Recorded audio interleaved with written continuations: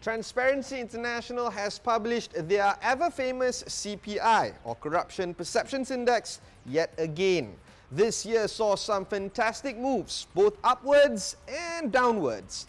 The table is compiled by awarding countries a score of between 1 and 100, based on data from 12 international organizations like the World Bank, the African Development Bank, the World Economic Forum, and similar. But let's get straight to the point. No country gets close to a perfect score in the Corruption Perception Index 2016. Over two-thirds of the 176 countries in this year's index fall below the midpoint of the scale of 0 to 100, 0 being highly corrupt and 100 being highly clean. Malaysia is within that grouping of countries that fell below the midpoint of the index in 2016. Overall, Malaysia is ranked 55th out of 176 countries with an index score of 49. The global average score is a paltry 43. This is of course indicative of Transparency International's poor perception of the various countries' endemic corruption in the public sector. But really, what can we learn from this year's CPI results?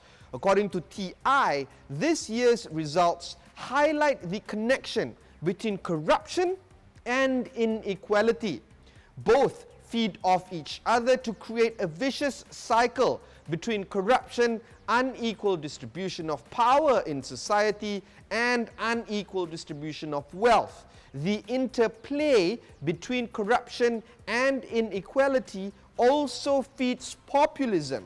When traditional politicians fail to tackle corruption, people grow cynical. Increasingly, people are turning to populist leaders who promise to break the cycle of corruption and privilege to ensure that they get voted into office. Yet this is likely to exacerbate rather than resolve the tensions that fed the populist surge in the first place.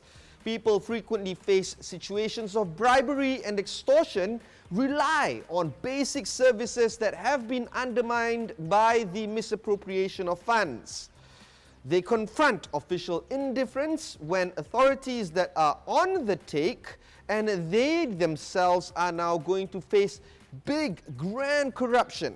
And grand corruption does thrive in such settings. Cases like Petrobras and Odebrecht in Brazil, or the saga of ex-President Viktor Yanukovych in Ukraine, show how collusion between businesses and politicians siphons off billions of dollars. These kind of systemic grand corruption violates human rights, prevents sustainable development, and fuels social exclusion.